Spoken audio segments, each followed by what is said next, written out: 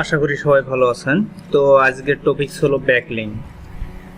তো আমরা ব্যাকলিং নিয়ে কথাবার্তা বলবো। তো প্রথমে বলে রাখি যে গুগলে 200-রও বেশি র্যাঙ্কিং ফ্যাক্টর আছে। তাদের মধ্যে নাম্বার 1 ফ্যাক্টর হলো আপনার ব্যাকলিং। তো অবশ্যই আমরা জানবো যে ব্যাকলিংগুলো আসলে কিভাবে করতে হয়, কোথায় কিভাবে করতে হয়, ব্যাকলিং কি, ব্যাকলিংয়ের প্রয়োজনীয়তা কি, আসলে ব্যাকলিং করলে কি হয়, এই বিষয় নিয়ে আমরা বিশদভাবে আলোচনা করতে যাচ্ছি। তো অবশ্যই ভিডিওটা না টেনে সুন্দরভাবে দেখার আশা রইল। তো শুরু করা যাক ব্যাকলিং।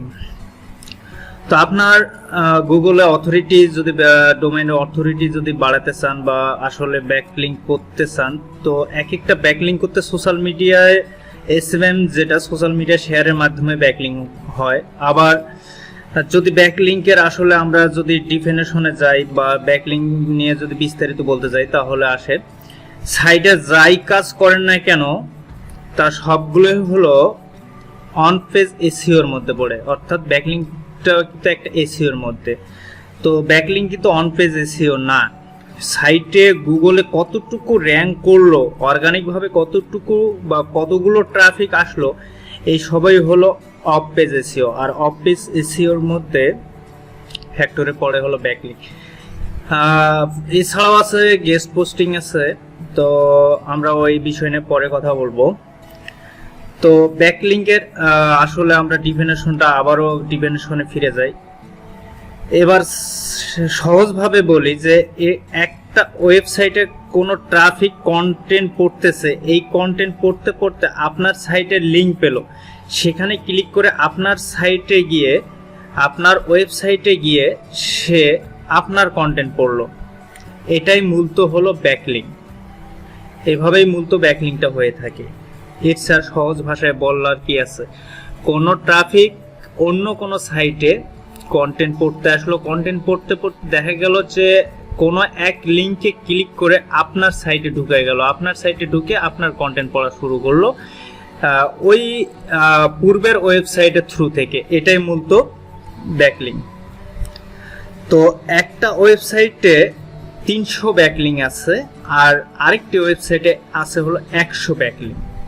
তো যে ওয়েবসাইটে আমরা 300 ব্যাকলিংক পাই সেটা গুগলের কাছে ওই 100টা ব্যাকলিংকের ওয়েবসাইটের চেয়ে অনেক গুণ পাওয়ারফুল, অর্থাৎ ওর অথরিটিটা অনেক ভালো। ব্যাকলিংক করতে অবশ্যই যে বিষয়গুলো মাথায় রাখতে হবে বা যেগুলো ছাড়া আসলে চলবে না, তো অবশ্যই সেগুলো আমাদের মাথায় রাখতে হবে।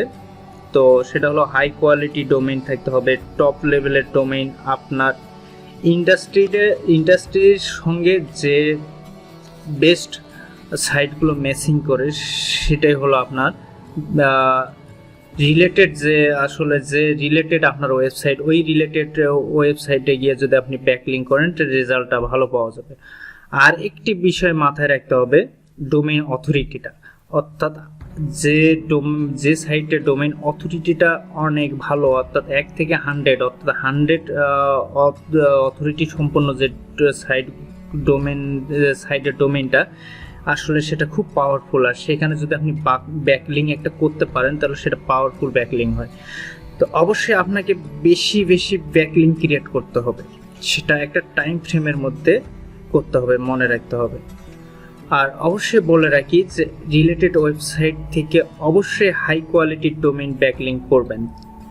তো অবশ্যই বোঝা গেছে ব্যাকলিংটা কি। আর ব্যাকলিংক করতে হলে আমরা আসলে ব্যাকলিংকের যে সাইটগুলো, সেই সাইটগুলোর মধ্যে আছে ওয়েব 2.0 আছে, তারপরে brownbook.net আছে, spoke.com আছে।